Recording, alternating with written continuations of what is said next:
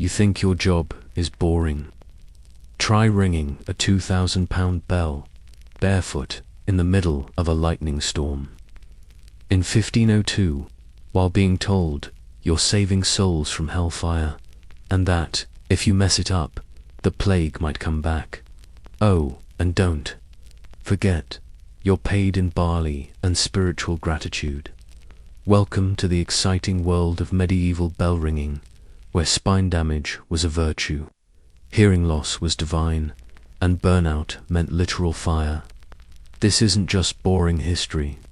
This is painfully boring, with a side of human suffering. You're welcome if you like your history depressing, dusty, and occasionally on fire. Hit that subscribe button. We've got more medieval agony than a Game of Thrones extra with bad knees. Let's take a moment to appreciate something we all take for granted. Not being woken up at 4 a.m. by a man in a tower violently, yanking on a rope attached to a 2-ton chunk of screaming bronze. You, dear viewer, probably have an alarm clock, or a phone, or some semblance of choice in your life. But for one very unlucky class of medieval worker, the bell ringer choice was as fictional as indoor plumbing. Our tale begins, as all great tragedies do, in a damp stone tower.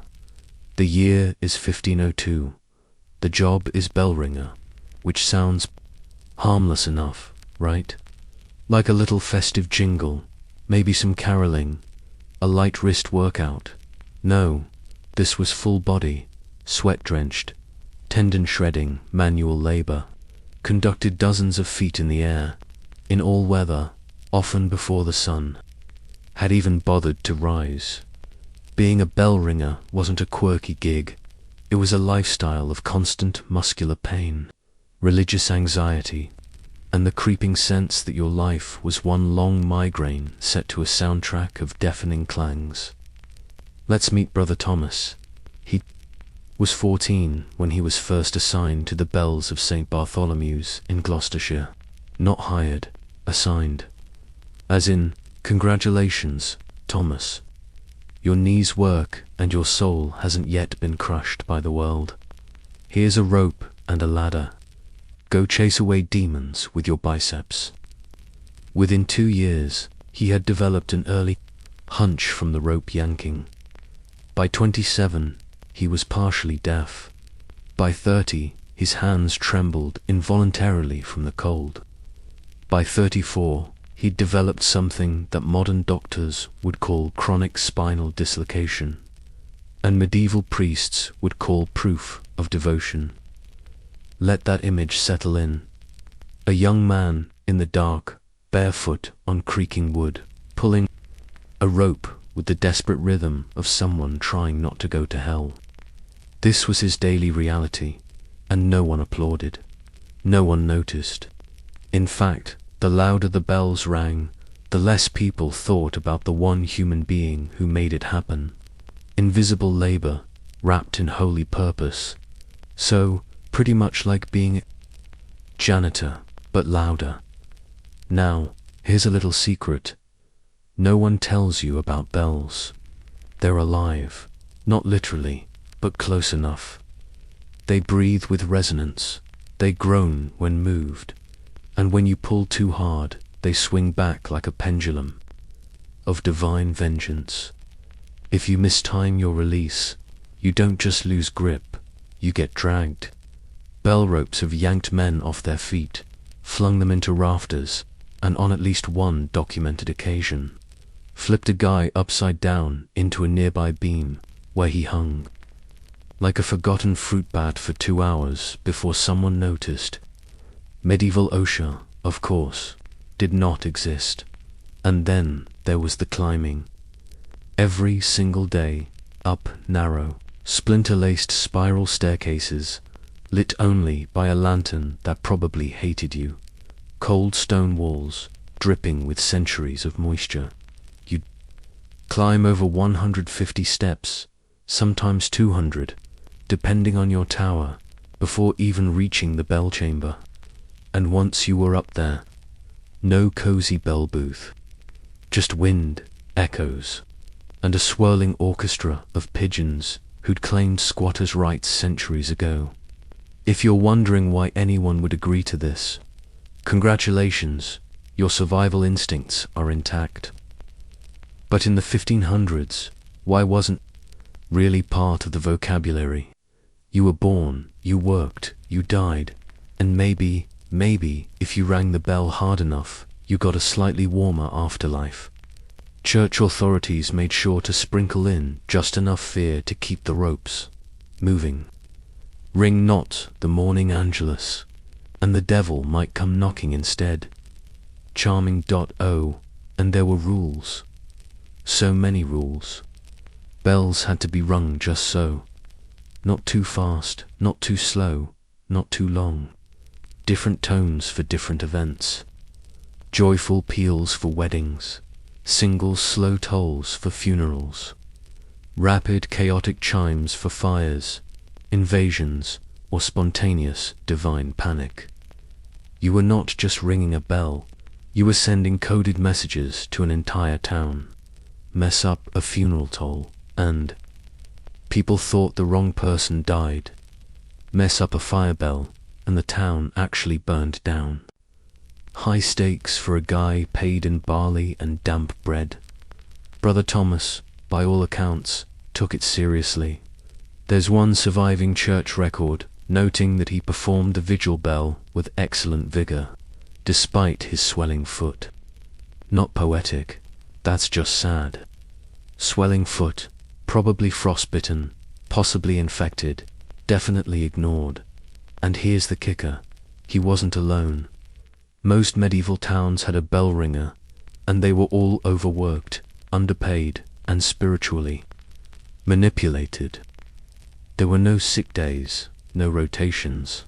If you couldn't ring, you begged your cousin, who'd ring it wrong, and then you were blamed for the resulting storm, or locusts, or suspicious chicken deaths.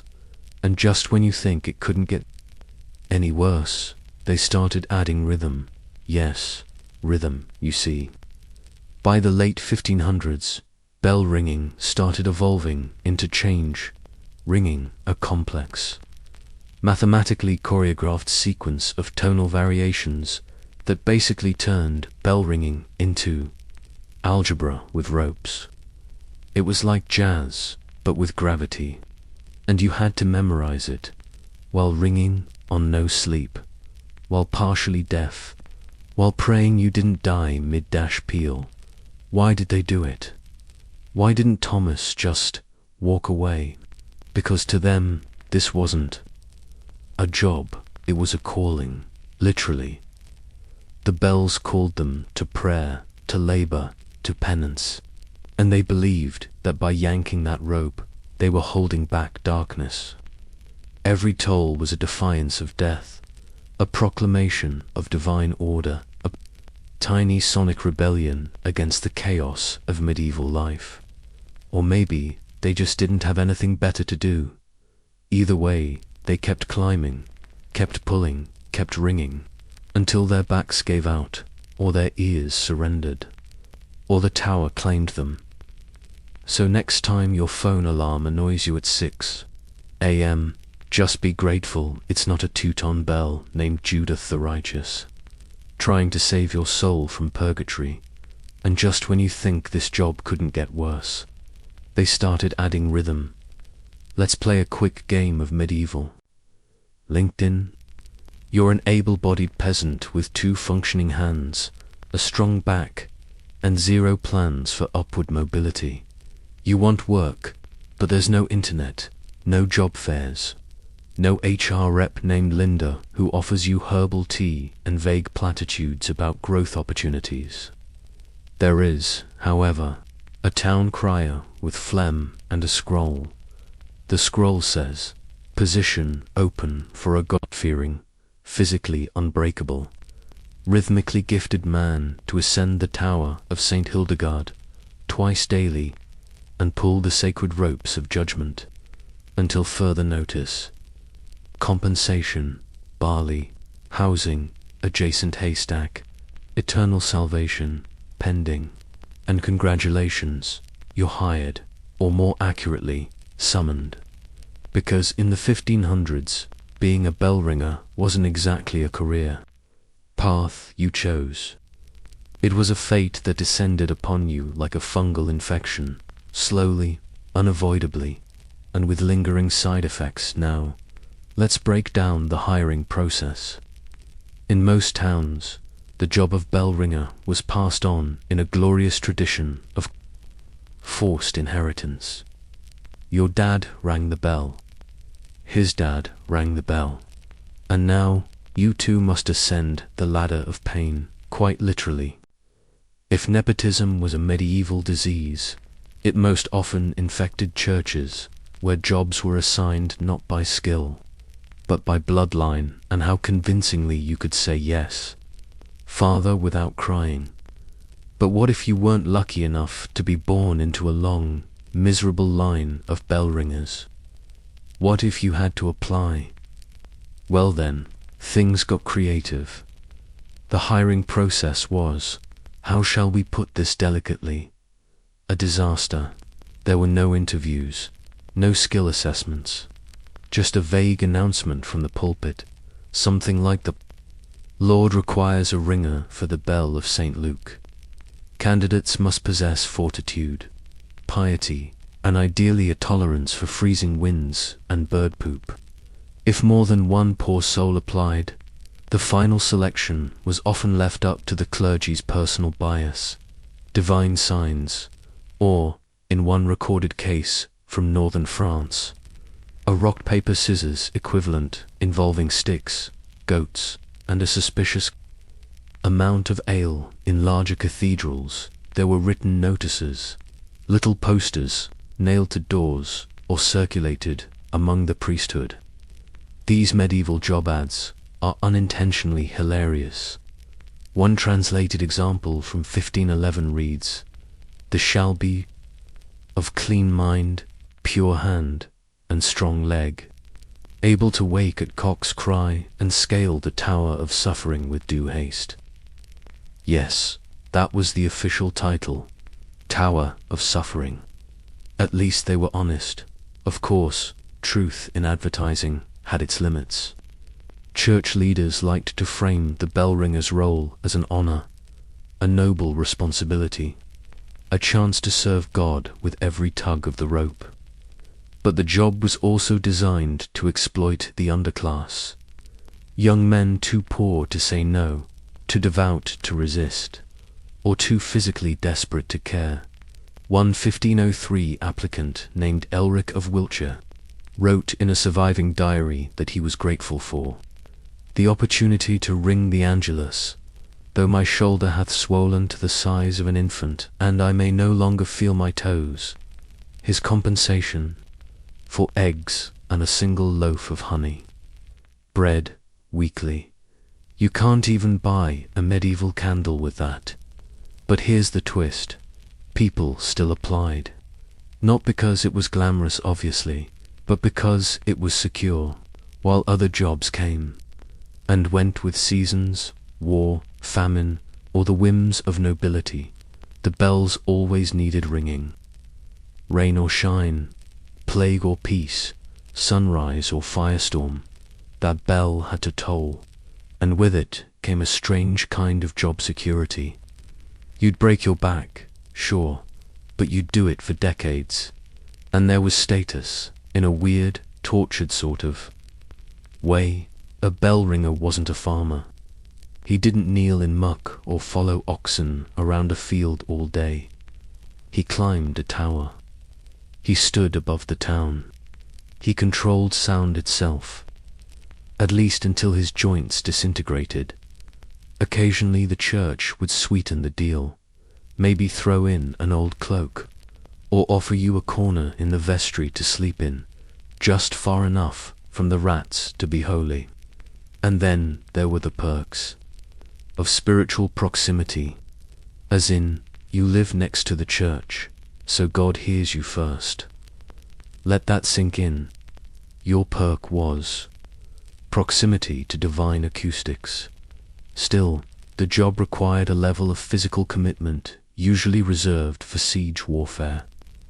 That's why the job listings often included coded phrases like hearty constitution or limbs of good swinging.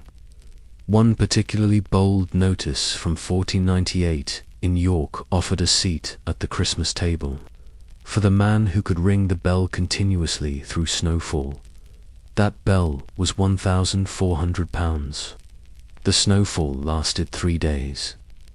The man passed out on the second night and was dragged home in a wheelbarrow, to the sound of scattered applause and possibly a minor hernia. And of course, there was no concept of retirement. You rang until you couldn't. Then you trained a nephew, or an orphan, or a confused traveler who took shelter in the tower and was suddenly handed a rope. There's one particularly tragic account of a ringer named Ewan, who served in a Scottish chapel for 42 years. In his final months, arthritis had curled his fingers into permanent hooks. Rather than fire him, the priest declared Ewan's gnarled hands a gift of holy perseverance. Translation: it's cheaper than replacing him. So yes, medieval job postings were creative, but they were also cruelly efficient. Dress up a grueling task in sacred language, add just enough barley to keep the worker breathing, and remind everyone that the job is blessed, which means unpaid. Makes your inbox full of bland recruiter emails seem like a luxury now, doesn't it? And remember, even if the job broke your body, cost your hearing, and erased your name from history, you were, in theory, one step closer to heaven, maybe. The medieval bell. To our modern ears, it's just an ambient chime you half hear, while sipping a latte or dodging potholes in a cobblestone tourist trap. But in the 1500s, that sound meant one of three things. 1. Someone just died. 2. Someone's about to die. Or 3. The devil is making his rounds, and we should all panic accordingly. You see, bells weren't just sonic timekeepers, they were spiritual artillery. They were loaded with meaning, sanctified by superstition, and aimed straight at the metaphysical chaos of everyday medieval life. If you thought church bells were just for calling people to mass, allow me to introduce you to the wonderfully bonkers world of bell-based demon warfare. In the popular belief systems of the era, which, let's be clear, were about 40% Christianity and 60% general screaming into the void, loud sounds were thought to repel evil spirits. The louder and more sudden the clang, the more likely it was to send your average demon packing, which means, yes, in the Middle Ages, salvation often came in the form of a concussive brass slap to the soul. Need a storm to pass. Ring the bell. Crops wilting. Bell, baby sick. Bell, horse acting weird. Bell, bell, and more bell. Ring first, ask theological questions later. This belief didn't pop out of nowhere. It was encouraged, even there were entire manuals written by church authorities outlining how and when to ring bells for optimal demon dispersal. One 16th century treatise, charmingly titled Campanarum Sacra Mysteria, or the Sacred Mysteries of Bells, reads, like a blend between a liturgical schedule and a recipe for exorcism. It suggested ringing the bell 33 times to honor the years of Christ's life.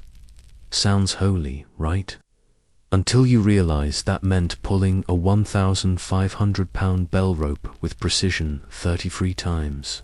At sunrise, in winter, while your extremities froze solid. It wasn't just about repetition. The timing, tone, and even direction of the bell swing supposedly mattered. Upward swings were said to lift the soul toward heaven, while downward tones represented the devil retreating to his hole. So if your bell technique was sloppy, you might actually invite Satan in by accident. No pressure. Now, let's talk about death bells, or, more poetically, the passing bell. This was the one that rang when someone was dying, not after they died, mind you, but while they were actively on their way out. The idea was that the sound would both prepare the soul for judgment and alert the town that death was near. It also served as a kind of early warning system for neighbors to hide their valuables or get their own last rites in order. Medieval FOMO was very much a thing. One grim detail: bell ringers were expected to toll the passing bell in slow, mournful intervals, one ring every 30 seconds. Now imagine being the guy tasked with that job, standing in the tower, in silence, counting out the seconds on a mental clock, surrounded by the eerie knowledge that someone down below was exhaling their final breath with every note you pulled from the tower's lungs. That's not just boring, that's existentially boring. And then there were the celebratory rings, weddings, feast days, coronations. These were more elaborate, usually involving sequences of increasing speed and volume meant to glorify the Lord. In practice, they sounded like a dinner bell had taken a lot of meth. Joyous, sort of. Deafening, absolutely. Bell ringers weren't just ringing for celebration, they were also ringing for attention, because nothing says God bless this union like tinnitus. But of all the supernatural bell uses, none were quite as dramatic or as terrifying as the storm bells. Picture this: a thundercloud brews on the edge of the village. People begin to murmur about omens and unnatural winds. Suddenly, a bolt of lightning strikes a distant tree, and that's the cue. The bell ringer is summoned. He climbs the tower as thunder echoes across the valley, and he starts ringing, not to warn people, no, to fight the storm. They believed the bell's sacred sound would drive back the evil spirits riding the Thunderclouds. Yes, that's right. People once thought you could scare away a storm by ringing a bell at it, loudly and repeatedly, in a tall, lightning-attracting structure, while standing next to a massive metal object. It went about as well as you'd expect. Still, the church clung to the idea, even as bell towers were struck and ringers were electrocuted. Because when the line between spiritual warfare and weather forecasting gets blurry, the only sensible thing to do is double down on the noise. We mustn't forget, either, the dark irony that many bell ringers believed their labor was protecting the town, when in reality, many of them were ringing while the town suffered. Fires, floods, invasions. The bells rang for them all. Whether they worked or not was up for debate, but they gave people a sense of control in a world where control was a fantasy, and control, as it turns out, is worth more than comfort. Maybe that's why they kept at it. Why Brother Thomas rang 33 chimes every morning despite the frostbite. Why Elric of Wiltshire dragged his swollen shoulder to the rope even after being half blind. Why so many men, and occasionally women, climbed those towers day after day. Because in a world of plague, war, and wrathful gods, pulling the rope felt like doing something. Like holding the chaos at bay, one clang at a time. So next time you hear a church bell in the distance, remember, you're not just hearing a sound, you're hearing centuries of human hope, fear, and sweaty hands holding a line between order and madness. But don't get too cozy, because in the next chapter, the bells keep ringing. Even when the plague rolls into town. If you ever feel like your job is thankless, imagine being the one guy in town who still had to go to work when literally everyone else was dead. Welcome to bell ringing during the plague, the Middle Ages version of essential worker. Minus the applause, hazard pay, or face mask. Let's set the scene. It's 1349. The Black Death is sweeping through Europe like an unpaid bar tab at a wedding. Streets are empty, homes are boarded up, and priests are throwing holy water at rats in a state of mild theological panic. But rising above the chaos, one sound persists. The bells, because of course, they did. Even as entire communities were collapsing, bells still had to ring. After all, they were believed to ward off pestilence, drive out sin, and, with a bit of luck, guilt God into sparing your town. If that didn't work, at least they'd drown out the screaming. You might assume that during a pandemic where 1 in 3 people died, church bells would fall silent. But no, they rang more. Bells told the dead, signaled funerals which became more like mass burials, and called the faithful to prayer, even when the faithful were mostly corpses. In some places, bells rang hourly, because what else could you do? Wash your hands. Good one. Germ theory was still a few centuries away. Bells were the disinfectant of choice, which brings us to Marta. She was 14, an apprentice bell ringer in a village outside Florence. Her older brother had done the job until he coughed his lungs out and was promptly buried in a ditch. With no one else willing to climb the tower, Marta took the rope. She wasn't allowed, of course. She was too young, too female, and too alive. But the priest had stopped showing up, and the town still wanted the bell to ring. So she did. In one particularly grim week, Marta rang the death bell 41 times. That's 41 tolls, each representing a neighbor, a cousin, a baker, a child. After the 15th, she stopped crying. After the 30th, she stopped feeling. By the 41st, she was ringing with numb hands and an empty stomach, staring out at a town that was no longer there. She was the only one left. For a few days, the bell rang anyway. Let that settle. One girl in a tower, ringing for no one. That wasn't rare. All across Europe, bell ringers were left to their own devices and their own mortality. In many cases, the ringer was the last person in the church to die, and sometimes they didn't die. They just kept ringing, surrounded by decay, as if sound could undo the rot.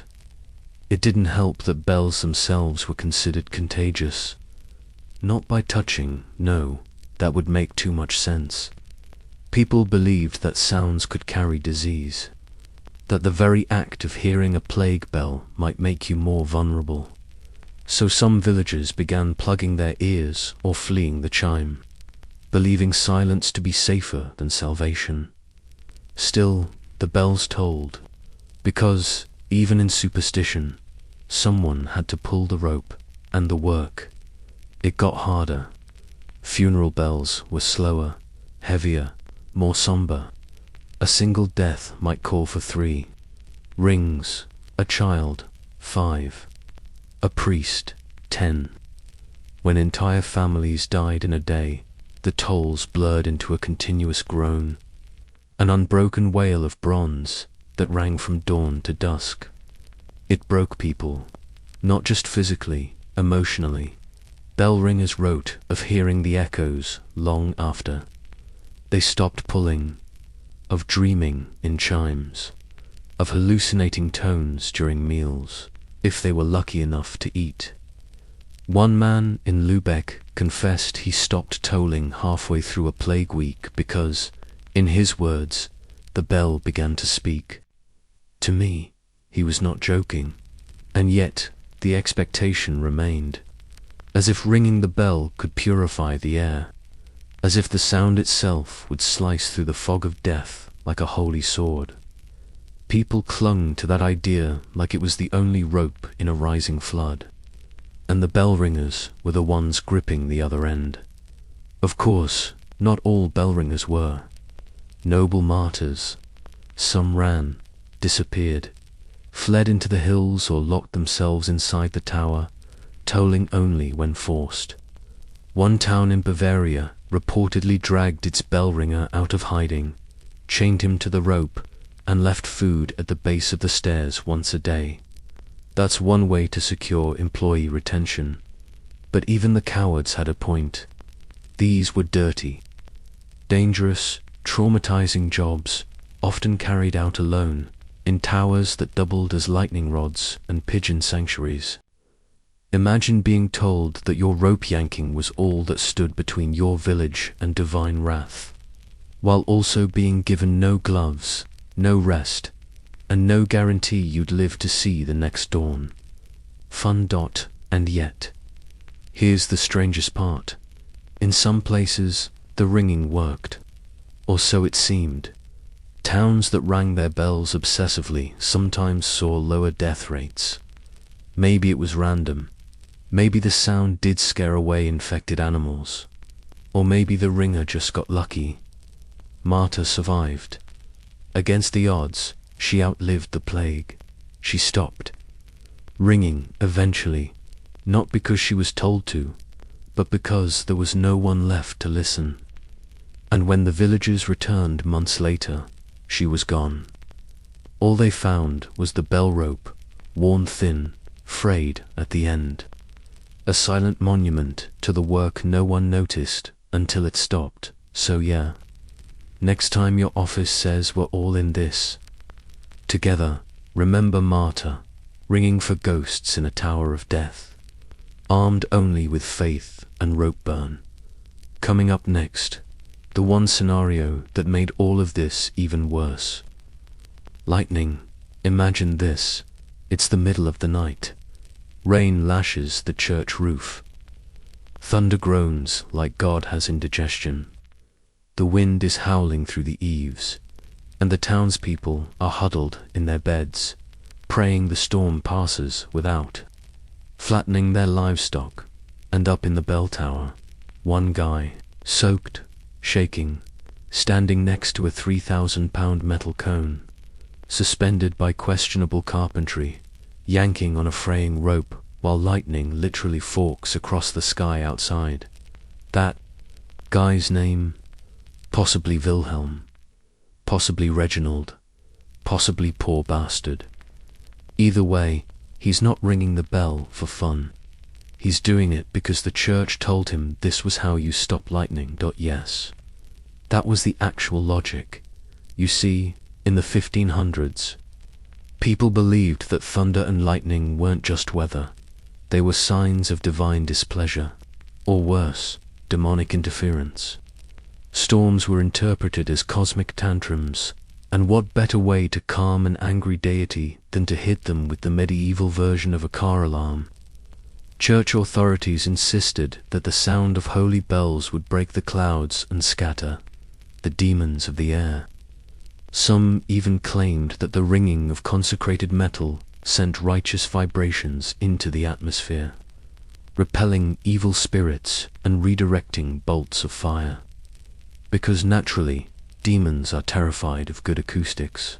So, every time lightning cracked across the horizon, bell ringers were dispatched up slippery ladders into open-air towers to do their sonic exorcisms. Never mind the rain. Never mind the fact that they were effectively standing in a giant lightning rod while clutching a rope tied to a massive conductive object. What could possibly go wrong? Well, quite a bit, actually. Records show that bell ringers were disproportionately represented among the fried, scorched, and mysteriously vaporized population during storm seasons. Between 1753 and 1786, in France alone, yes, someone kept count, over 100 bell towers were struck by lightning while actively being rung. Over 120 ringers died. That's not myth. That's mortality statistics. Let's revisit one particularly. Grim case, the Great Zap of Nuremberg, 1582. The storm came in fast, black clouds, red sky, the whole theatrical package. The clergy, thinking quick, ordered the bells rung. Up the tower went 3 men, Klaus, Heinrich, and poor sweet Gunther, who probably just wanted to be a cobbler. As they began the ringing, rhythmic, frantic, devotional, a bolt of lightning struck the spire. The blast shattered the belfry, timbers instantly killing 2 of them. The third was found clinging to the rope, barely conscious, his boots fused to the floor, eyes fixed in the eternal expression of "I told you this was a bad idea." And what did the church say? Divine mystery, holy trial, perhaps even a necessary sacrifice. After all, the town didn't burn, so silver lining. You'd think after a few incinerated volunteers, they might reconsider. Introduce, say, not sending people into lightning towers as part of the storm protocol. But no, they doubled down, built bigger bells, taller towers, told the faithful that only the purest would be protected. Let that sink in. They told people that if you died ringing the bell during a storm, it was because you weren't holy enough. Medieval HR was just vibes and blame. And here's the kicker. While the practice started as superstition, it was legitimized by religious leaders, codified in church manuals, and preached from the pulpit. Some towns even had storm-ringing schedules. On certain feast days, bells were to be rung at dawn, dusk, and whenever the clouds got too sassy, the fear was real. Fires from lightning strikes were among the most common forms of destruction. In wooden medieval towns, no one had hoses, no one had insurance, but what they did have was Wilhelm, soaked to his underpants, ready to yank divine justice from a swinging pendulum of doom.o. And just to add insult to injury, sometimes the storms weren't caused by demons. Sometimes they were blamed on witches. If lightning struck and the bell ringing didn't work, clearly some local woman with a goat and an herbal garden had cursed the sky. The solution? More bells, and probably a fire that wasn't caused by lightning. Still the job went on. Day after day, storm after storm. Because refusing to ring the bell wasn't just cowardly, it was sinful. Neglecting the bell could bring misfortune to the entire town. If the steeple collapsed or the church caught fire, the ringer was usually blamed, posthumously, which was convenient for everyone except the bell ringer, of course. Not every story ends in ash. There are some accounts, unverifiable but romantic, of ringers surviving lightning strikes and being declared miracle men. One man in Naples reportedly rang the storm bell for 9 hours during a siege of thunder. And when the lightning passed, the townspeople carried him down the tower and kissed his burned hands. The next day, he was back at work, and that's what makes these stories so strangely moving. Because as absurd as the practice was, as flawed as the science was, and as obviously dangerous as it all sounds to our modern minds, these people believed they were holding off chaos with a rope and a prayer. They climbed the tower. They rang the bell, even when the clouds roared back. Maybe that's what makes a bell ringer different. Not strength, not courage, but this stubborn, irrational hope that maybe, just maybe, the sound mattered. But don't get too sentimental, because in the next chapter, we descend from the heavens and into the years. And you're not going to like what centuries of ringing did to those dot. There are few sounds more majestic than a cathedral bell, ringing in the morning light, unless, of course, you are directly beneath it, clutching a rope, and involuntarily shaking like a maraca. Welcome to the auditory experience of the medieval bell ringer, a front row seat to your own permanent hearing damage. You see, we modern humans have it good. We've got noise-cancelling headphones, volume sliders, even little orange earplugs. You can squish between your fingers like high-tech marshmallows. But in the 1500s, you had your skin, your humility, and the unshakable faith that going deaf was just a sign of piety. Let's start with a basic fact. Church bells are loud. That's not poetic exaggeration, that's science. The average large cathedral bell from the 16th century could hit volumes over 100 decibels from the ground. Up in the belfry, you were standing within meters of the sound's epicenter. No soundproofing, no protective barriers, just raw, resonating bronze screaming into your skull at volumes comparable to a modern jackhammer. And remember, these bells weren't politely rung once or twice. They were pulled for minutes at a time, sometimes in rapid succession, sometimes in complex rhythmic sequences, and always with the same message: wake up, everyone. God is loud. The result, predictably disastrous for the ringer's hearing. Chronic tinnitus, partial deafness, complete deafness. Ear infections from long-term exposure to cold wind and vibration. These weren't rare outcomes. They were the default. But of course, medieval people didn't know what was happening. They didn't have audiologists. If you started going deaf, you weren't referred to a specialist. You were either accused of sin, ignored, or told that your hearing loss was a gift from God, sparing you the temptation of gossip. Which brings us to Brother Ulrich. He served as a bell ringer for over 20 years at a monastery in northern England.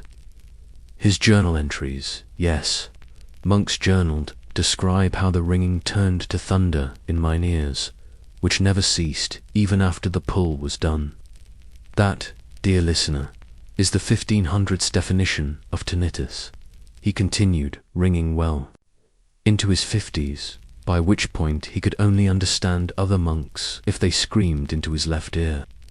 Eventually, they just stopped speaking to him entirely. A life of holy labor rewarded with solitude, migraines, and the endless echo of bells that no longer needed pulling. Ulrich was not unique.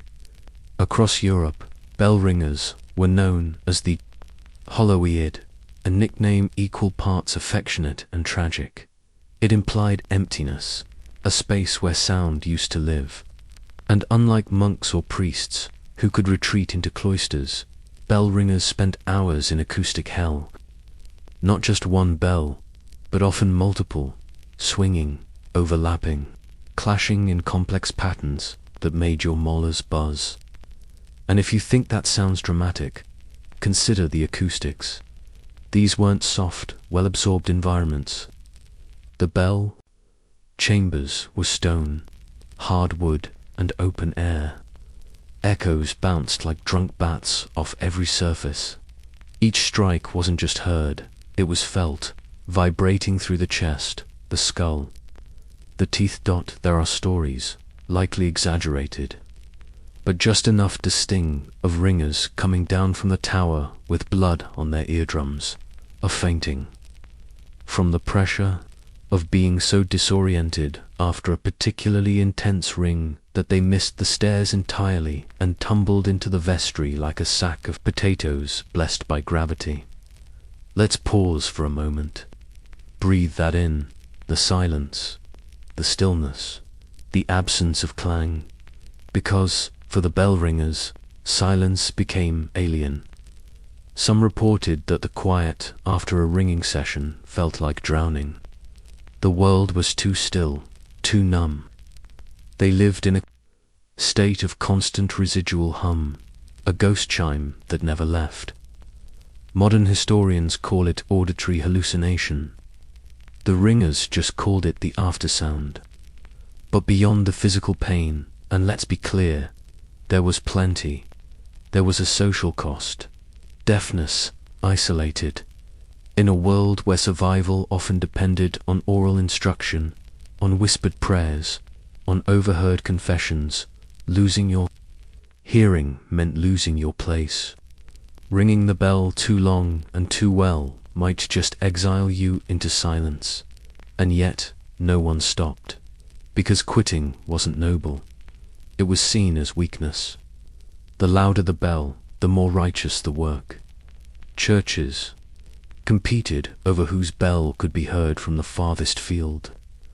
Towns bragged about waking farmers in neighboring counties.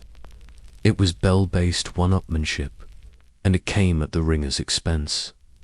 Eventually, some cathedrals tried to dampen the sound, padding the walls, adjusting the clappers, experimenting with swing angles. But this didn't happen until centuries later. For the 1500s worker, you adapted or you deteriorated. So why did they stay?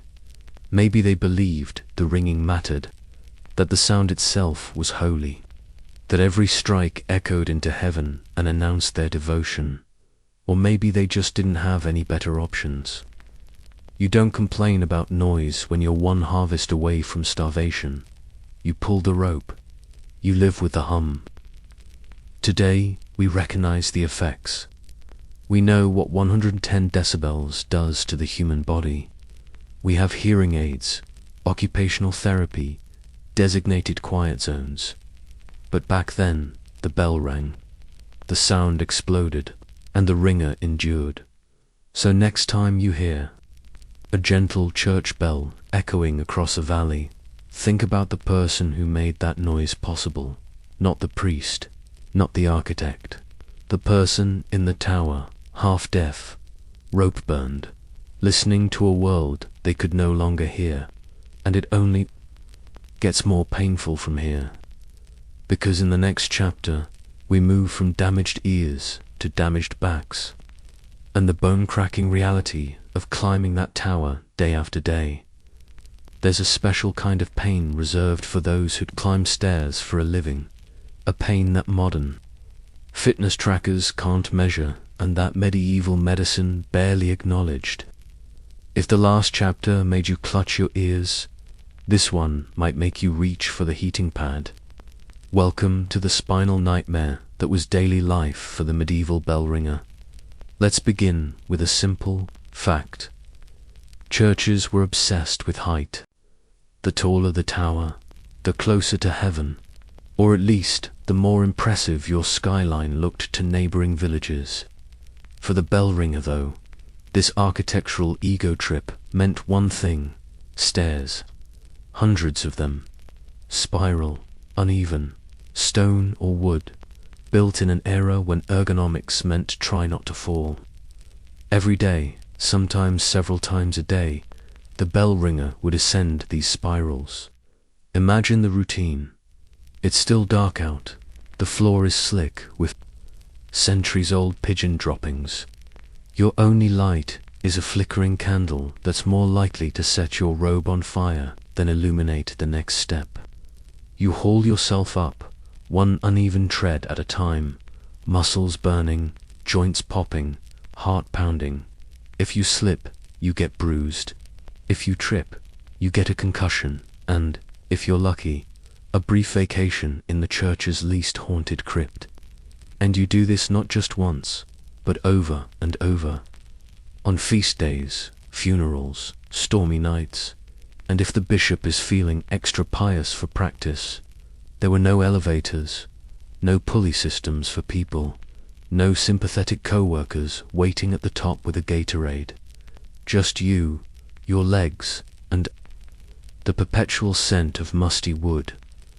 Now, let's talk about the physical toll. Pulling a bell rope isn't a gentle, flowing motion. It's more like trying to rein in a runaway ox. The force required to swing a multi-ton bell isn't insignificant. The movement is repetitive and brutal. Shoulders wrench, backs twist, hands blister. Chronic tendinitis, rotator cuff injuries, and herniated discs were all but guaranteed. If you were particularly unlucky, the rope might snap mid-pull, sending you backward down the stairs like a sack of devoutly injured potatoes. No, wonder bell ringers aged quickly. One chronicler wrote, "A ringer passed 40 walks like a man twice, His years bent as if the weight of sin presses upon his spine. There's even a word for it in some dialects. Belbun, it described that signature stoop, head forwards, shoulders rounded, spine curved like a question mark, pondering the meaning of existence and why it hurts so much. Let's take a closer look at Johannes the Crooked. His real name has been lost, but his legend rings on in a small German town. He began ringing at 17, famed for his strength and reliability. By 25, he'd developed a hunched gait, a limp, and fingers twisted like old tree roots. By 36, he was so bent that, according to local stories, children would touch his back for luck, as if his suffering were contagious. Or somehow sanctified. Johannes kept working long after he should have stopped. Retirement wasn't an option. Pain was just part of the job, like cold mornings or the occasional bat to the face. When he finally collapsed at the foot of the stairs one wintry morning, the townspeople were conflicted.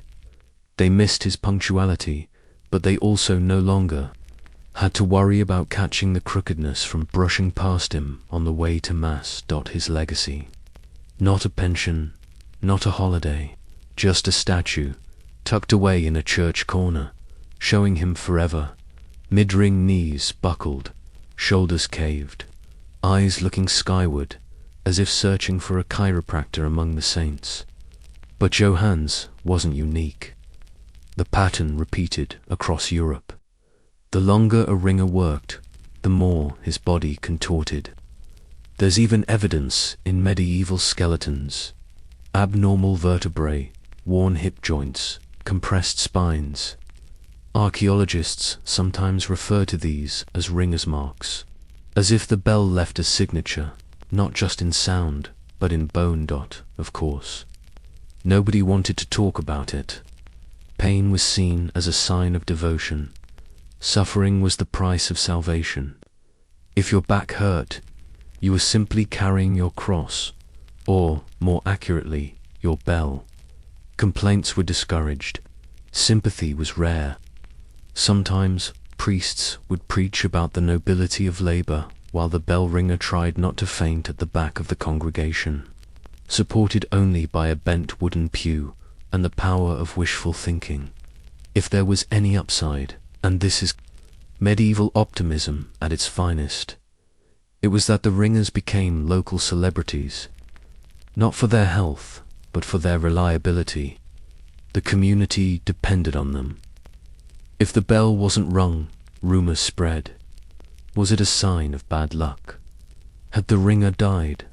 Had the devil finally claimed him, hunched back and all? Ironically, many ringers spent their last years close to the tower they'd served, often living in small chambers just beneath the bells.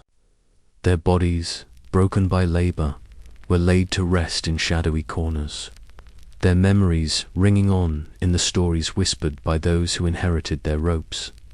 So, next time you grumble about that extra flight of stairs, spare a thought for the Crooked and his fellow bell ringers, the unsung martyrs of medieval ergonomics.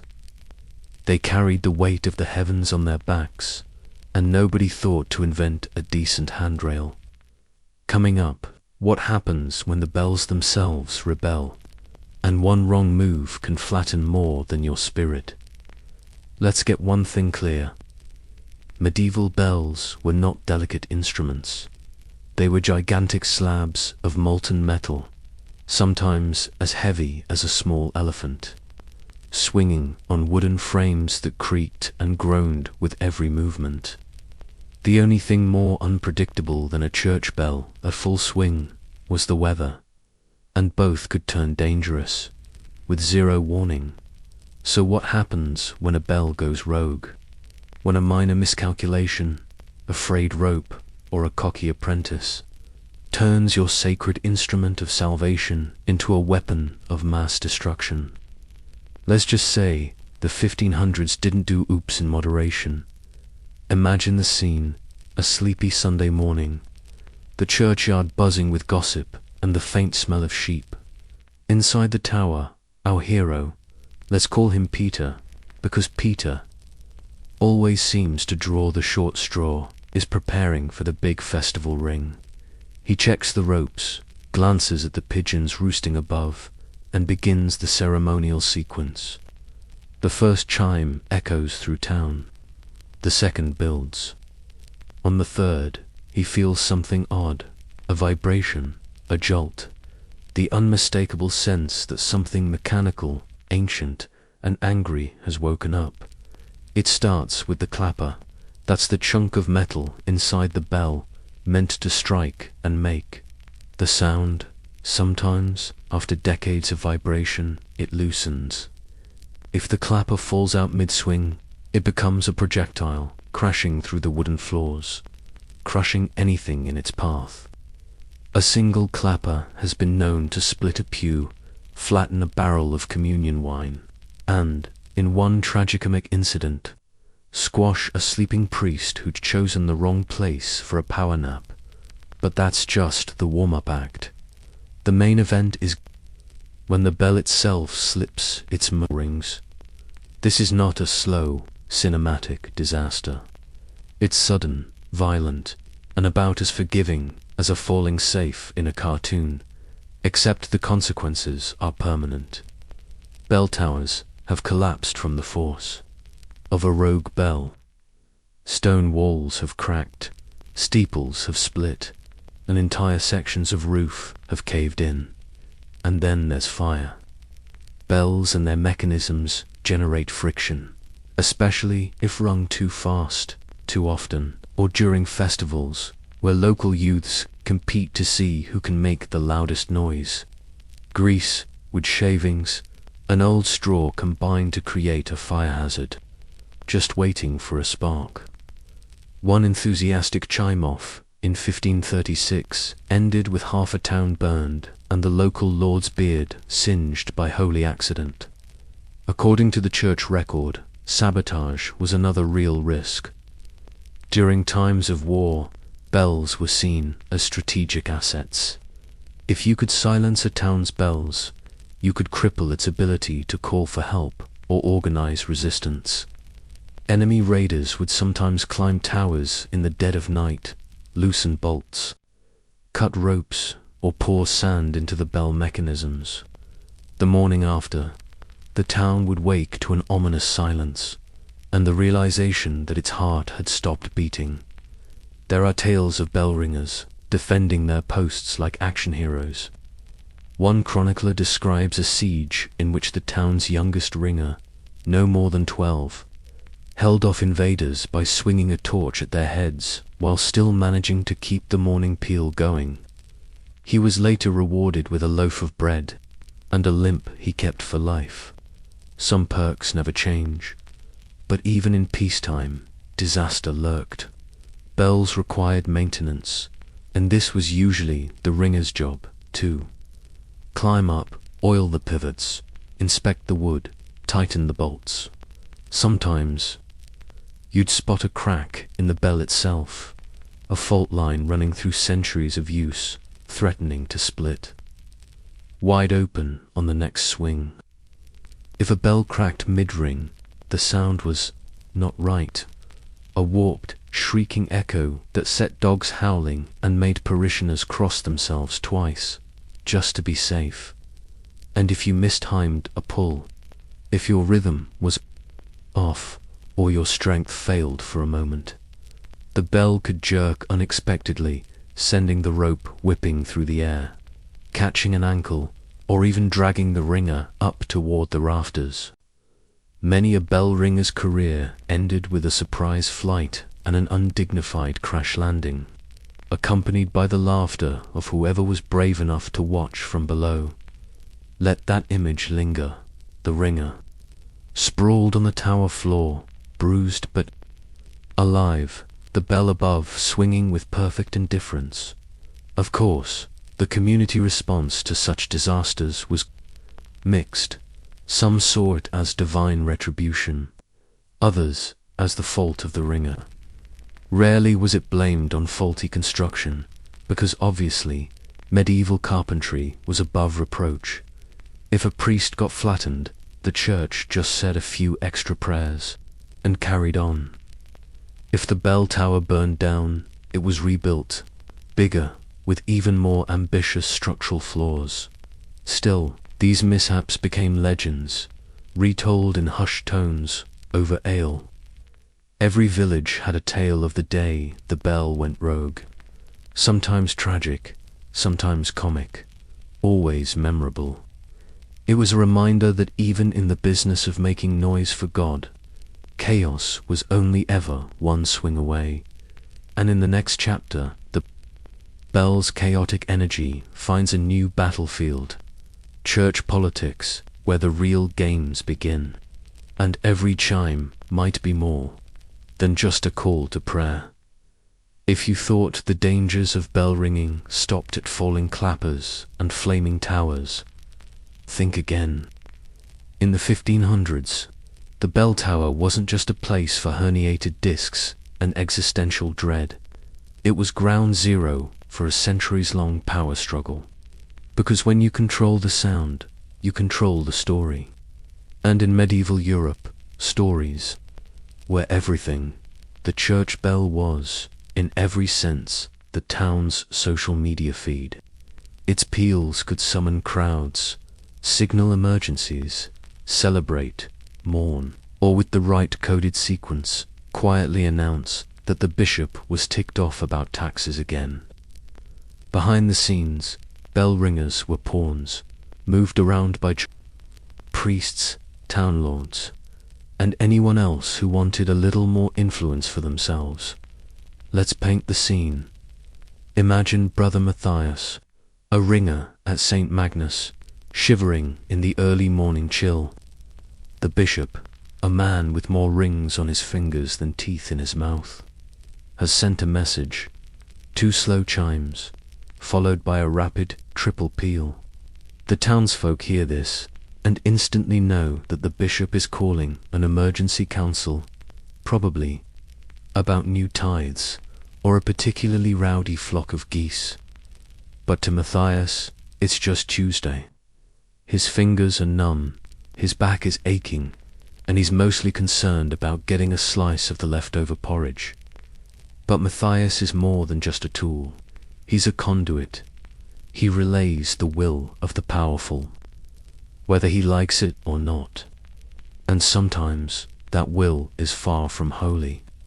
Church wardens, think of them as medieval middle managers, wielded the power of the bell to assert dominance.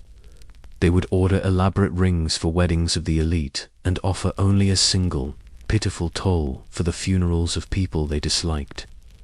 There were unwritten rules, pecking orders, and petty rivalries encoded in every chime. In some towns, bell ringing was a public spectacle, but the real power play happened in the scheduling. Want to upset your rival parish? Schedule a feast day peal to overlap with theirs, drowning out their bells and stealing their congregation.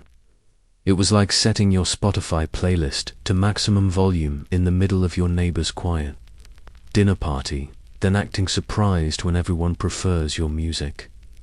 Let that sink in. Before Twitter beefs, there were bell beefs, medieval subtweeting, but louder and more likely to trigger a migraine. Sometimes the manipulation got sneakier. Certain bell sequences were used as codes. A triple peal at noon might mean a secret meeting behind the apothecary. For quick rings after sunset, the arrival of tax collectors, time to hide your best chickens.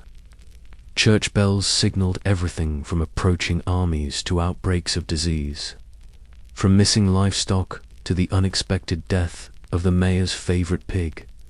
And behind it all, the bell ringer held an oddly pivotal position. He knew the codes. He heard the whispers. He was the silent witness to every plot and intrigue. But he was also at the mercy of those in power. Disobey the priest, and you might lose your home, a room above the crypt, with a lovely view of the graveyard. upset the town lord, and you might find yourself locked in the tower with only stale bread and the unending company of rats. Not that the ringers were above a little mischief themselves. Some clever souls learned to use their position for a bit of leverage. Need a favor? I'd hate for the bells to misfire on your daughter's wedding day. Threaten a delay. Suggest a minor accident with the morning angelos. And suddenly, the ringer's rations included a rare piece of cheese or a second blanket. But such antics could be risky. One tale tells of a ringer in Ghent who delayed the noonday bell to give his cousin time to flee tax collectors. He was caught, of course. His punishment: he had to ring the heaviest bell every day for a month, with his shoelaces tied together. As if the job needed to be any harder.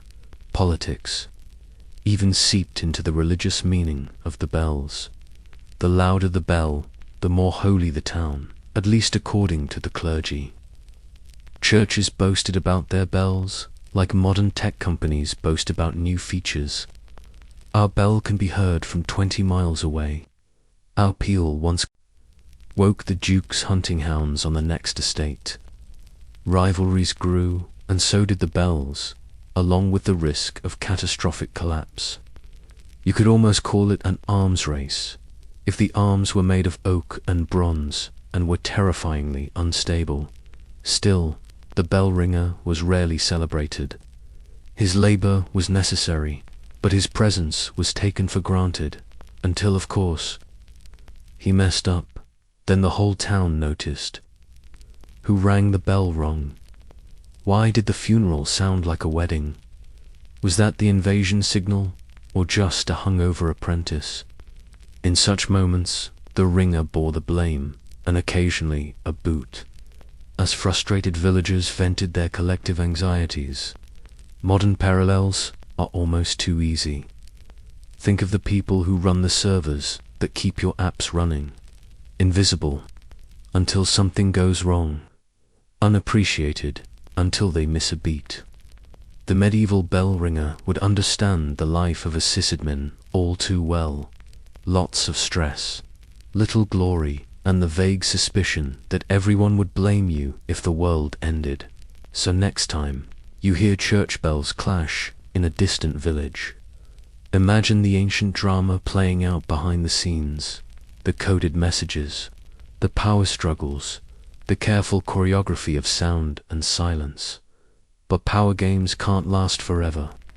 In the next chapter, chaos takes over as the festival season arrives, bringing fools, folly, and bell disasters on a grand scale. If you think medieval life was one long slog of suffering and superstition, you're not wrong. But there were breaks, and by breaks, I mean moments when the town's collective sense of caution went straight out the window in favor of raucous celebration. Enter the bell festivals, the one time of year when bell ringing went from grim labor to competitive sport, and the only winners were the local blacksmiths and the tavern owners. Picture it, feast day in Normandy, the air thick with wood smoke, the streets jammed with jugglers, drunks, and sheep wearing ribbons. Children run wild, merchants hawk miracle cures for headaches and hangovers. And in the center of it all, the bell tower stands, an acoustic volcano waiting to erupt. The festival's main event, the great chime-off, where rival townsfolk compete to see who can ring the loudest, longest, or most absurdly. For the bell ringers, this was both a nightmare and a rare chance to shine. All year, their labor went unremarked, their suffering invisible. But on festival day, suddenly everyone wanted a turn at the rope. Local toughs, emboldened by cider, would challenge each other to the triple peal, a contest to ring the bell 3 times without losing grip or getting flung across the belfry. More than one contender ended up with a dislocated shoulder, a fractured ego, or, in one infamous year, an unscheduled flying lesson out the bell tower window in some towns. The festival even included an apprentice relay, a chaotic tradition, where teams of teenagers took turns yanking the ropes while blindfolded. The result? Bells tolled in fits and starts, creating a soundtrack that sounded less like spiritual celebration and more like a cat wrestling match inside a saucepan. Still, nobody cared. The point was noise, and lots of it. But noise brings risk, and festival bells were notorious for disaster. Take the case of St. Michel's-Amer, whose annual chime-off ended one year with the main bell frame collapsing mid-ring. The massive bell plunged through 2 floors, bounced off the vestry wall, and came to rest in the center aisle. Thankfully, no one was crushed, though the local priest fainted on the spot and swore off bell festivals for life. Repairs took 6 months, during which the parishioners were forced to use a borrowed dinner gong for services. They never let the neighboring village forget it. And then there were the Fools, literal ones. The Feast of Fools, an annual tradition across much of France and England, was a sanctioned day of mayhem where hierarchy and order dissolved. The youngest or silliest townsfolk were crowned lord of misrule and given temporary power to command, usually with disastrous results. Bell towers were not immune to their antics. There are records of fools ordering bells to be rung backward at odd hours, or for made-up holidays like St. Swithin's Goose Day. The noise was relentless, the order non-existent, and the ringers just tried to survive the chaos with their limbs and sanity intact. But for all the disasters and ear-splitting cacophony, festival bells brought the community together in a way that the ordinary tolls never could. People laughed, sang, cheered, and commiserated over pulled muscles and near misses. Even the accidents became legends retold each year as warnings and as comedy. Because if you can't laugh at the time your Uncle Pierre got stuck upside down in the bell frame, are you even a proper medieval villager? Of course, not everyone was a fan. The elderly grumbled. The clergy tried and failed to impose decorum. But the joy was infectious, and for the bell ringers, it was a momentary escape from invisibility, proof that, at least once a year, their work could be celebrated, even if it nearly killed them. And then, as the sun set and the cider ran out, normal life resumed. The bells were checked for cracks. The tower was swept for broken bits. The ringers nursed their bruises and went back to solitude, their moment of glory fading as quickly as the festival banners. Still, the memory lingered, and so did the aches for every festival. There were a few new limp-bellied heroes, a couple more legends, and 1 or 2 Lestan-sober apprentices vowing never to touch a rope again, until next year when the cycle would start anew. So, if you're still watching and not nursing your own imaginary shoulder injury, you know what to do. Like, subscribe, and maybe say a silent prayer for your spine. The bell festivals may be over, but the echoes of their chaos remain in every cracked tower across Europe. But as we leave behind the noise and laughter, our next chapter gets a little spookier, because some bells refuse to be silenced, even by death itself. Medieval Europe, a land where the dead rarely stayed quiet, at least according to the local rumor mill. And when it came to church bells, the boundary between the living and the afterlife could get disturbingly thin. Welcome to the tale of Dunshire's infamous cursed bell, a legend so unsettling that even the bravest bell ringers thought twice before pulling that particular rope at dusk. It began, as these stories always do, with a tragedy. The Dunshire bell tower was manned for decades by one stubborn soul, old Edric. a man whose devotion was outmatched only by his absolute refusal to die on anyone else's schedule. He climbed those slick, mossy stairs every morning, rain or shine, wind or war. Parishioners joked that the bell wouldn't dare ring without him. They should have been more careful what they wished for. One winter's eve, with the town under a veil of freezing fog, Idrik was found lifeless at the foot of the belfry ladder, hands still wrapped tight around the pull rope. Heart failure, the priest whispered. Or maybe the work had finally wrung the life out of him. Either way, the job was done. Or so they thought. That night, the bell rang. Once, then again, a hollow, uneven toll, echoing through the darkness, long after everyone had bolted their doors. Some swore they saw candlelight flickering behind the belfry slats, or the shadow of a hunched figure moving in the tower's broken window. The town priest, braver than most, trudged up the spiral staircase to investigate, only to find the bell still swinging gently, as if the wind itself had a grudge. By dawn, word had spread. The bell had tolled all night, a ceaseless lament, a sound that clawed at sleep and sanity. When the townsfolk checked the mechanism, they found nothing but frayed rope and silence. No sign of tampering, no footprints but Idrik's. Still, the superstitions multiplied like mice in a larder. Explanations abounded. Some blamed vengeful spirits. Others suspected the bell was haunted by Idrik's unfinished business, or his resentment at never getting a proper retirement. A few practical types mumbled about wind patterns, mechanical faults, or even mischievous children with a taste for melodrama. But nothing explained why the bell rang only at night, or why it always stopped before dawn. Just as the first cock crowed, sleep became a rare commodity. Families stuffed wool in their ears.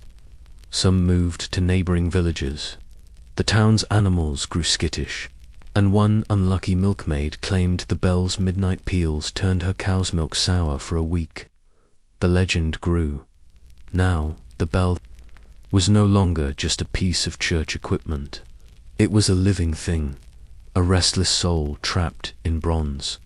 And then came the night when it didn't stop. For 2 days and 2 nights, the bell rang and rang, wild, uneven, the kind of noise that fills your dreams and seeps into your bones. On the second morning, the exhausted townsfolk gathered outside the church, determined to end the nightmare. They climbed the tower as a group, weapons and holy water in hand, only to find nothing. The bell hung motionless, the mechanism jammed with a bit of straw and an unlucky pigeon. The only other evidence was Idrik's old cloak, left on a peg near the window, fluttering in the breeze. The explanation, when it finally came, was mundane but no less chilling. A combination of strong winter winds, a damaged bell mechanism, and the accidental trapping of birds had created the illusion of a bell ringing itself. But for the villagers of Dunshire, logic didn't erase the memory. The cursed bell had rung. For the dead, and for a while, the town had lived in the shadow of its sound. Let that sink in. How easily fear fills the spaces left by silence. How quickly a simple mechanical fault can become a ghost story, retold and embellished until the truth no longer matters. For centuries, no one wanted the job of Dunshire bell ringer. The tower grew overgrown, the bell grew stiff with rust. Children dared each other to climb the stairs and whisper Idrik's name, convinced that a single breath could set the bell swinging once again. But what's left unsaid in the official histories is the most human part of all. Maybe the bell really did ring for Idrik. Maybe it was the town's way of mourning, of holding on to the only rhythm that never betrayed them. Or maybe it was just a tired old bell creaking through the dark, refusing to be silenced, is a job worth doing if it haunts you after death? That's a question for the ages, or at least for the next sleepless night. But the bell's echoes don't stop here. In the next chapter, we descend from ghost stories to forgotten truths and meet the unsung heroines who rang the bells when no one else dared. History is obsessed with men in towers, grim silhouettes against the dawn, backs bent, ropes pulled, destinies forged with every echoing clang. But look closely and you'll find a story in the shadows, not just of men, but of women ringing bells in defiance of rules, tradition, and often their own anonymity. Medieval Europe wasn't exactly a place of gender equality. The official line, bell ringing, was men's work, a job for broad shoulders and stout hearts read, expendable spines. But every so often, when war or plague or simple exhaustion emptied the village of men, it was the women who stepped up, quietly, courageously, and almost always in secret. Meet Beatrice of Rouen. Her name doesn't appear in church ledgers, but it's scrawled in the margin of a battered parish book, next to a single sentence. The bell rang for Lent, though no man was seen to pull the rope. Here's the story the records don't quite tell. Beatrice was 16 when her brother, the appointed bell ringer, came down with a fever that wouldn't break. The priest said it was God's will. Beatrice called it bad luck. The bell still had to ring for mass, for funerals, for warnings of fire or flood. And so, late one night, Beatrice crept up the cold, spiraling stairs. She wrapped her hands in cloth, mimicking her brother's rough knots. With every pull, her arms shook. She was half terrified, half exhilarated. And when dawn broke, and the townspeople wondered at the miracle of a bell that rang itself, Beatrice returned to her bed, hands blistered, heart pounding. She kept ringing. For weeks, hidden in her brother's robe, face shadowed by the hood. The only witness, a stray cat who quickly learnt to avoid the swinging rope. Her reward, a town that never knew her name, and a priest who marveled at the Lord's unseen hand. When her brother finally recovered, the mystery ended, and Beatrice's secret faded into silence. The world went back to normal, but for those few weeks, the bell belonged to her. Let that linger. The anonymous labor, the silent rebellion, the knowledge that sometimes history isn't written by the winners or even the survivors, but by those too busy working to care. Beatrice was not alone. During outbreaks of plague, it was often the last survivors, women, children, the elderly, who shouldered the bell rope. In one town, a group of widows took turns ringing for the dead, refusing to let the memory of their loved ones slip away in silence. In another, a mother rang the fire bell every night until her sons returned from war. Each act was small, unseen, and, to the outside world, unremarkable. But to the ringers, it was resistance. It was survival. Sometimes the cover was blown.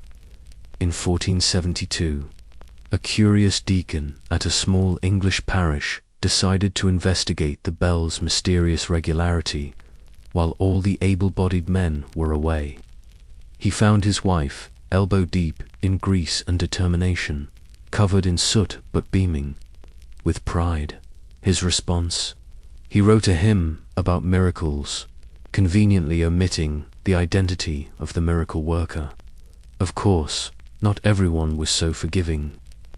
Church authorities, when they did discover women at the ropes, were often scandalized. Some were reprimanded. Others were simply ignored, because who else would do the work?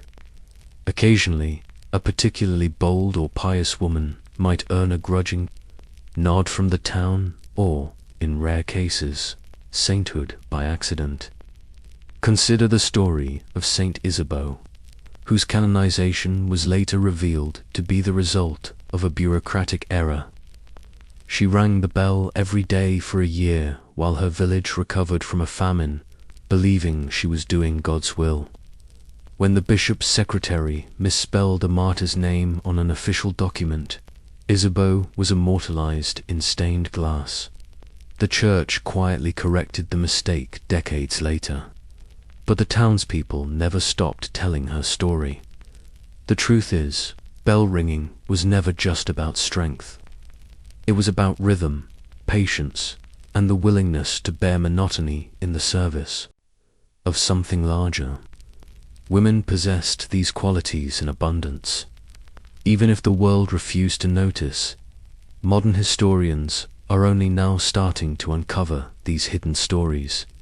Fragments in letters, parish notes, whispered legends passed down through families. Each one adds a new resonance to the history of the bell. It wasn't just the tool of the devout or the damned, but a chorus, echoing with voices that dared to ring in the face of silence. So, the next time you hear a church bell, pause for a moment. Listen for the hidden notes, the hands that rang unseen, the stories smuggled into history, the women whose labor made the sound possible. Their music may be faint, but it lingers, defiant, just below the clang, and as the echoes fade, we descend into the world of the bell makers, the unseen crafters whose work made all this possible, and whose failures could cost them far more than a bruised ego. If you thought being a bell ringer was agony, spare a thought for the people who made the bells in the first place. Welcome to the smoky, soot-stained, and frequently panic-inducing world of the medieval bell maker, where one bad day at work could land you not just out of a job, but out of a head dot. To be a bell maker was to be part craftsman, part alchemist, and part magician. Bells weren't just cast, they were born in fiery, half-understood rituals somewhere between metallurgy and black magic. First, you needed the perfect blend of metals, mostly bronze, but with secret additives and rituals muttered under the breath for luck. Some believed that a pinch of silver would make a purer sound. Others insisted on a drop of holy water in the mold. In extreme cases, unlucky apprentices might be sent to bury the bell mold at midnight for good luck. Nothing says employee bonding like digging holes for cursed bronze in the dark. And that was before the actual casting. The whole process was a spectacularly nerve-wracking affair. You built a furnace out of clay and stone, stoked it with whatever fuel you could beg, borrow, or steal, and then prayed to every local saint that the mixture would melt smoothly and pour without explosions. You'd watch the molten metal glow like the mouth of hell, sweat soaking your shirt, listening to it spit and snarl with every impurity that surfaced. The slightest slip, a crack in the mold, a gust of wind, a stray bird feather could ruin the entire project. No pressure, right? But the true terror came after the bell had cooled. Testing the sound was a public event. The bell was hung, polished, and struck. If the tone was pure, ringing clear and deep, the town rejoiced. If it was off, if it buzzed, cracked, or, heaven forbid, rang flat, disaster. At best, the bell maker was shamed, jeered at, and forced to melt down his masterpiece and start again. At worst, in especially superstitious towns, a bad bell could be seen as an omen, and the craftsman blamed for droughts, fires, and general spiritual malaise. There's a famous story from Avignon. The bell foundry master, known only as Baston, had worked for years on a massive new bell for the cathedral. On the day of its unveiling, the entire town gathered in anticipation. The bishop led a procession, blessing the bell with incense and song.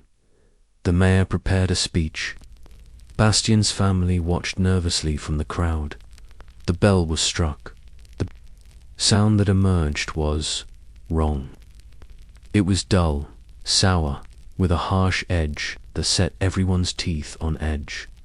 The bishop frowned. The mayor scowled. The townspeople muttered. That night, Bastian found his workshop windows smashed and a note on his door reading, "The devil has your tongue and your bell, his only choice. Start again, this time with more silver, more prayers, and less sleep." Sometimes the process was more forgiving, but not often. In England, bell makers were subject to contracts so strict they bordered on cruel.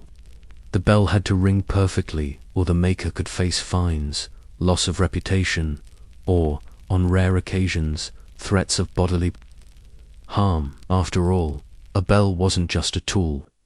It was the voice of the community, a sonic shield against evil, and a symbol of pride. You couldn't just apologize and promise to patch it in the next update. Consider the fate of Tomasz, a Polish bell founder who poured his life savings and most of his family's patience into a bell for the local church. His wife carried water, his children gathered clay, his brother-in-law made helpful suggestions and ate all the bread. On the day of the big reveal, the bell sounded almost perfect. Almost it was a shade too sharp, a fraction too high, barely noticeable unless you listened closely, which, naturally, everyone did. The priest was so furious, he threatened to have Tomasz excommunicated unless he recast the bell at his own expense. Tomasz obliged, and his second attempt was flawless, but he never quite got over the humiliation. Local children whispered that he'd been cursed by the bell's first note, doomed to hear it ringing in his dreams until his dying day, and that, perhaps, is the true curse of the bell maker. The knowledge that one tiny error, a miscalculation, a stray impurity, a slightly misshapen mold could doom months or years of labor. There were no do-overs, no mass production, no "it's good enough." Bells had to be perfect. Anything less was not just a failure, but an affront to God and neighbor alike, of course. Some bell makers fought back against the pressure with humor. A few left secret marks inside the bells, a tiny animal, a joke in Latin, a crude drawing of a rival's nose. One famously inscribed "Hic est sonus, Optimus." This is the best sound inside a bell that turned out mediocre. When questioned, he simply shrugged. God hears what he wants. Today, we might laugh at the superstitions and the drama. But for medieval bell makers, every casting was a high-wire act. Success meant glory and a place in the town's history. Failure meant shame, and maybe a short career change into farming. So, the next time you hear a church bell ring clear and true, spare a moment for the sweat, superstition, and sleepless nights of the bell maker. Their triumphs echo through centuries. Their curses, sometimes, they linger on the wind. And speaking of lingering, our next chapter explores how medieval folk gave bells a life of their own, baptizing them, naming them, and mourning them when they cracked to the medieval mind. Bells were more than simple tools. They were living creatures with names, personalities, and dramatic life cycles that would put most reality TV contestants to shame. Forget treating your iPhone like a family member.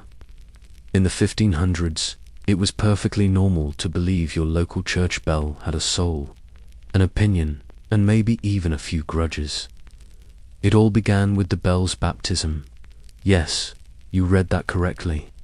New bells weren't just installed, they were christened, doused in holy water, anointed with oil, and even wrapped in priestly vestments. The ceremony rivaled some human christenings for pomp, and why not? After all, this was the voice of God, the town's public guardian against storms, demons, and dangerously unsupervised maypoles. The local bishop would lead the ritual, blessing the bell with Latin prayers and swinging incense like a medieval hype man. Onlookers would bow their heads, half expecting the bell to open its eyes and thank everyone for coming. But it wasn't. All solemnity, the naming of the bell was a competitive affair. Parishioners lobbied for favorites, Gabriel for courage, Maria for protection, Big Bertha for obvious reasons. Some bells even got middle names, presumably so they could be told off properly when misbehaving. Each bell's unique moniker was carefully inscribed onto its surface.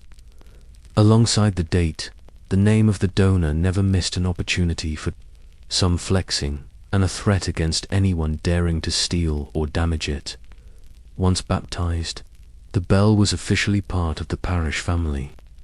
It was expected to behave, to ring at the right times, to sound clear and true, to resist cracking in the cold or wobbling during storms. If it did well, it was praised and thanked in sermons. If it malfunctioned, the whole village would groan as though a beloved dog had just chewed through the altar cloth. When a bell cracked, the morning could be dramatic. Towns would hold processions, drape the tower in black, and sometimes even commission a eulogy for the late lamented Martha the Loud, or whoever had finally rung her last dot. Let that soak in for a moment.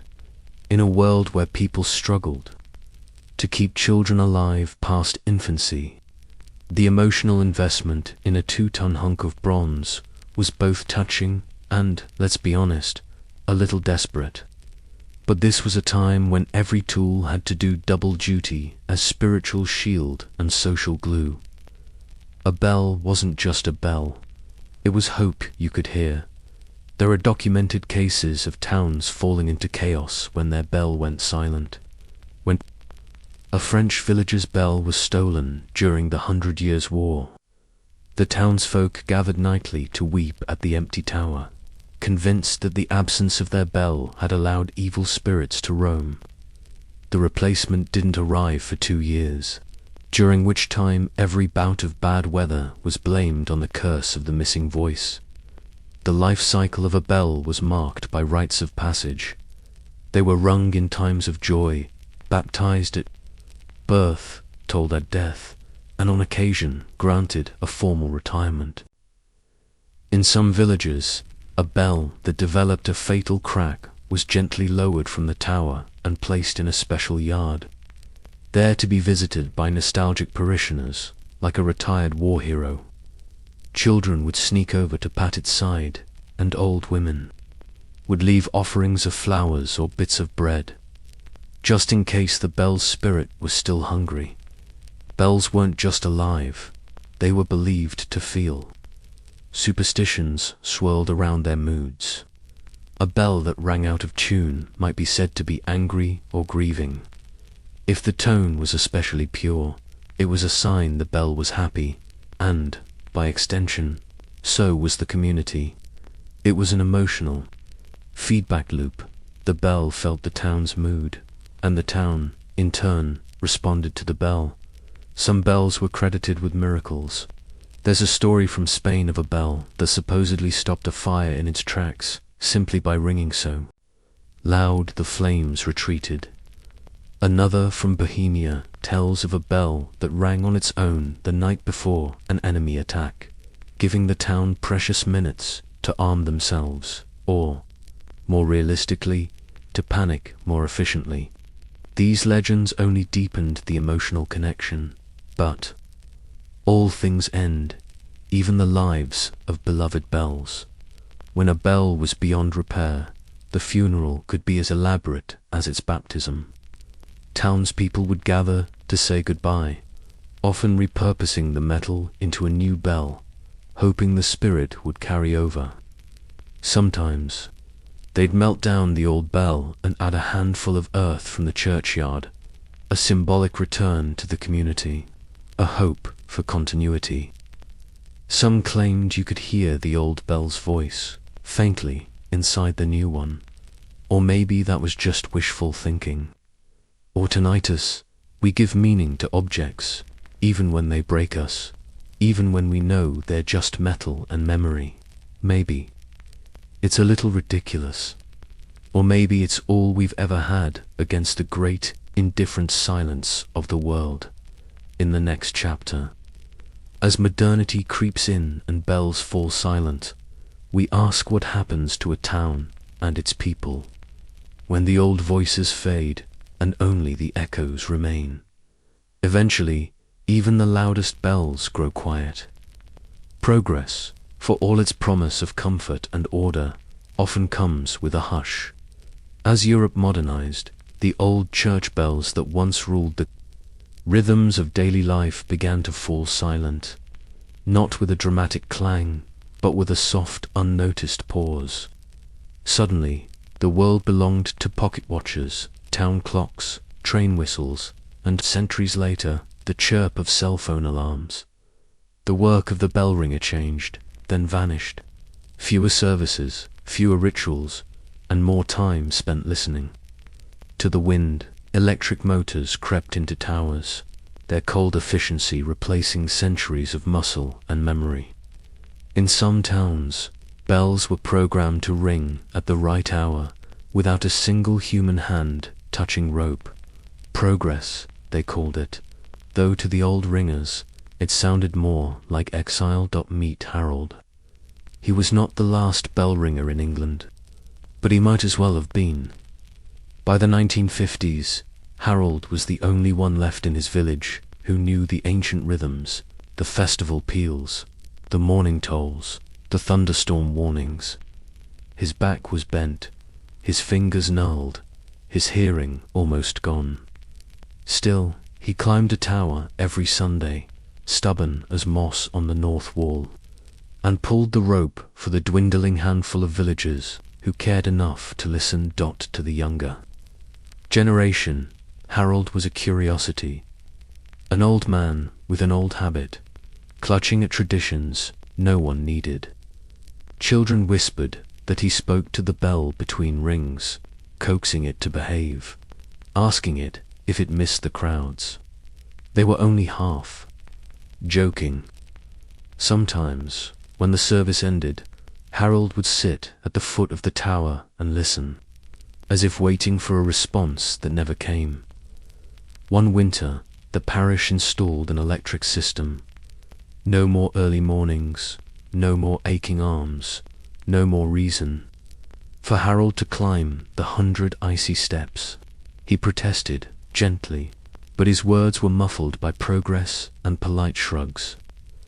The first Sunday with the new system, the bell sounded exactly on time.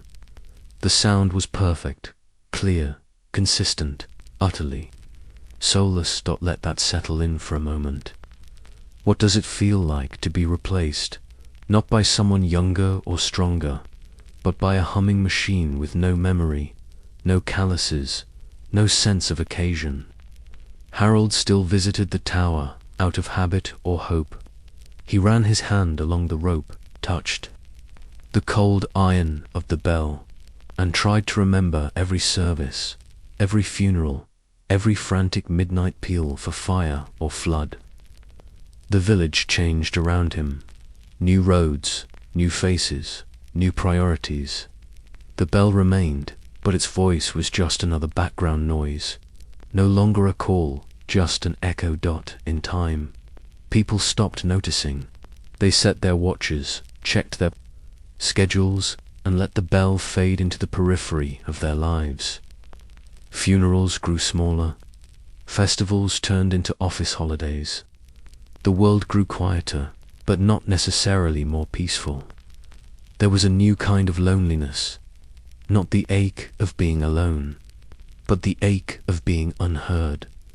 Yet, in rare moments, the bell still meant something. A funeral, an anniversary, an accidental power outage that forced the vicar to call Harold out of retirement. On those days, when the old man took the rope in hand and the bell's song rolled across the fields, A few villagers paused. They listened, really listened, and for a heartbeat, the world turned back in time. The sound was not perfect.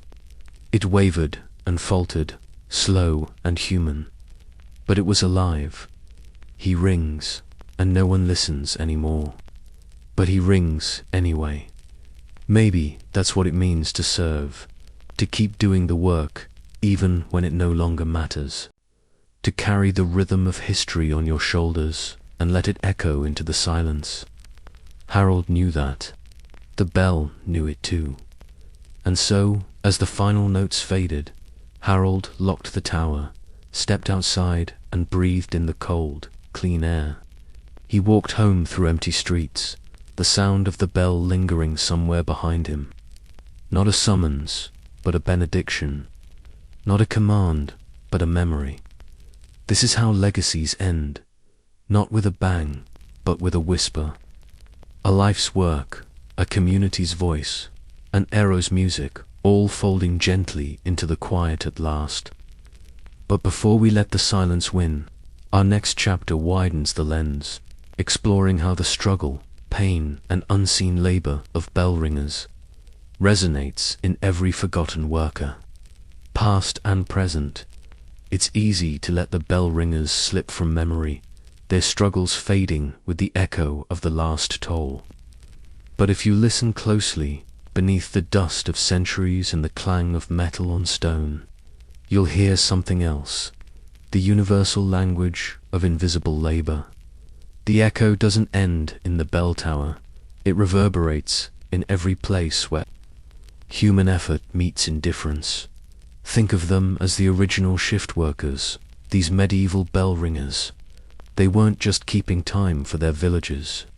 They were the heartbeat of a community, their pain and persistence holding the day together.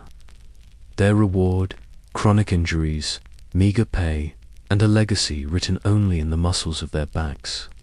It all sounds far away until you realize the same story is quietly unfolding everywhere, all the time. Fast forward to the present now. The clang of the bell has been replaced by the shrill ring of a call center headset, the shriek of a hospital intercom, the low hum of warehouse machinery late at night. The faces change, but the work is the same, unseen, necessary, and rarely thanked. The modern world runs on a million quiet acts of service. Nurses swapping shifts, cleaners mopping hallways before dawn, couriers rushing through storms, janitors emptying bins long after everyone else has gone home. It's a different kind of monotony, but the rhythm is familiar. The call to action might be a spreadsheet or a scanner, instead of a bell, but the cost is still paid in bodies and hours. Some labor is just less poetic about the aches it leaves behind. Consider Julia, a hospital night nurse whose circadian rhythm is permanently broken. She administers medication, comforts the sick, soothes the dying. At 3 a.m., as she wheels her cart down fluorescent corridors, she sometimes thinks of church bells, those lonely peals that called the faithful to prayer and the ringers to exhaustion. She's not religious, but she feels the kinship all the same, a quiet, necessary act that nobody sees unless it stops. Or take Leon, a warehouse picker whose back pain comes with the job. The robots are coming, he's told, and one day soon they'll do the heavy lifting. For now, though, it's just him and the endless shelves racing against the clock. Knowing his work keeps the lights on for people he'll never meet. In his rare moments of silence, he wonders what it would be like to walk away, to leave the next shift for someone else. But he shows up. He always does. Echoes of the bell tower, modernized but unchanged. In a world obsessed with speed, efficiency, and newness, it's easy to forget the hands that keep everything running. We are trained to notice disruption, the missing package, the late train, the call that doesn't get answered. When things work, the labor behind them dissolves into the background. Maybe that's why history forgets the bell ringers and the night nurses, the cleaners, the unsung, the tired. Their work is to make noise, but their reward is silence. And yet, there is a dignity to the task, even if the world looks away. Maybe it's the quiet pride of knowing you're the thread tying the day together. Maybe it's the knowledge that without you, the town or the city or the hospital or the warehouse would unravel. The medieval bell ringer didn't ring for applause. He rang to keep chaos at bay, to announce the hour, to honor the dead. The labor was repetitive, the pain relentless, but there was meaning in the motion. So breathe that in for a second. The next time you hear a bell or an intercom or a distant rumble of wheels in the hallway, think about the hands behind the sound. The work that never quite gets celebrated, the sweat that never makes the history books. There's a hidden solidarity. In all this, a lineage of labor stretching across generations, from the dusty towers of the past to the fluorescent lit corridors of the present. Their struggles are not the same, but the echoes overlap. Bodies worn out by necessity, lives organized by someone else's schedule, moments of pride and exhaustion pressed between the hours.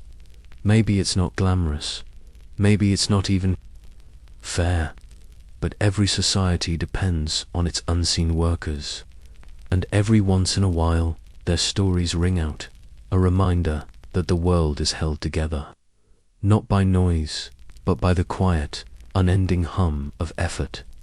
As we near our journey's end, one last chapter remains a reflection on what it means to be heard, to endure, and to find meaning in the monotony. The bell may grow silent, but the story isn't quite finished. Here we are, at the final chapter, not just of bells, but of the story that stretches through the dark corridors of human endurance. By now, we've traced every foot-worn stair, every rope-burned palm, every echo that lingered long after the bell fell silent. And yet, something still remains. The stubborn dignity of carrying on, even when no one is listening, even when the night seems endless. For the medieval bell ringer, darkness was an old companion. Before electric lights, before luminous screens, there was only the hush of the tower at midnight. The world outside blurred into blackness. The only certainty was the circle of candlelight, the creak of timbers, and the slow, patient breathing of the bell itself. In these hours, the task of ringing was stripped of its pageantry. No crowds, no festivals, no coded messages, just a solitary soul, lost in the monotony and comfort of ritual. It's in this darkness that we find the heart of the story. Not the heroics, not the disasters, not the fleeting moments of glory, but the quiet persistence that holds a community together.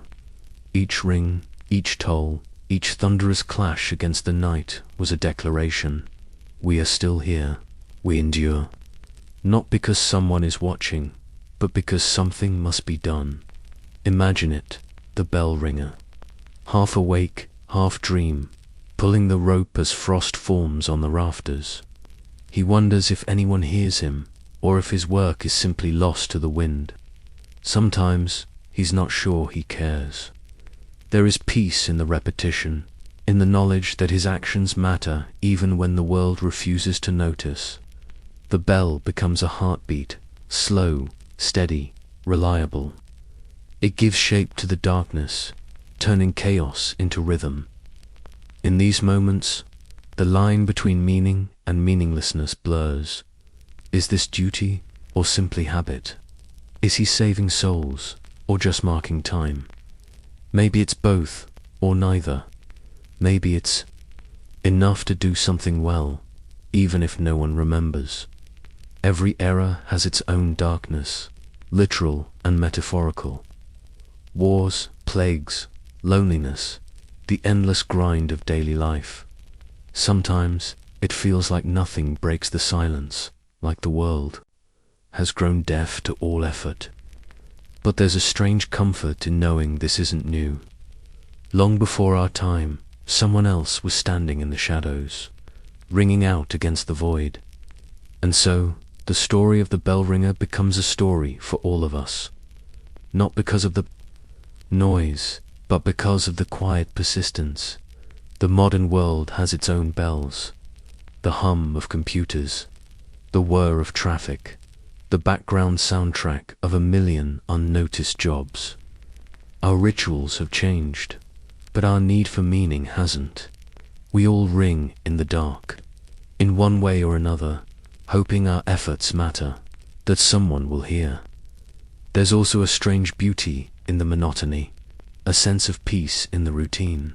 For some, the repetition is a curse, a daily reminder of what's been lost or what's never coming back. For others, it's salvation, a way to hold on to something steady, something real, in a world that's always shifting. Maybe that's why the bell ringer endures, not for recognition, but for the assurance that his actions, however small, keep the darkness at bay. Let that linger. The comfort of sound in the dark, the feeling that you're not alone, even when the world feels empty. The knowledge that someone, somewhere, is doing the work that keeps everything together. It's no accident that the quietest jobs are often the most essential. The janitors who clean empty offices at midnight, the delivery drivers navigating empty streets, the caregivers watching over restless patients while the city sleeps. Their work is rarely noticed, but always felt. If they stopped, the silence would become unbearable. And so, as our journey through the bell tower ends, remember this: every echo matters. Every silent labor, every unnoticed act, every time you choose to do the right thing, even in the dark, is a toll against oblivion. Maybe it won't make history, maybe no one will thank you, but it will be felt in ways you'll never know. The bell ringer's work is finished. The sound fades into memory, the darkness returns. And yet, the world holds together, if only for another hour, another day, another generation. So rest easy, the bell has rung. The night is quiet, and you, for now, can sleep. If you've made it this far, you've done more than most medieval bell ringers ever did. Give this video a like, subscribe for more deeply boring, beautifully human history, and maybe ring a little kindness into someone's day. Or don't. You're not being paid in porridge. Not yet.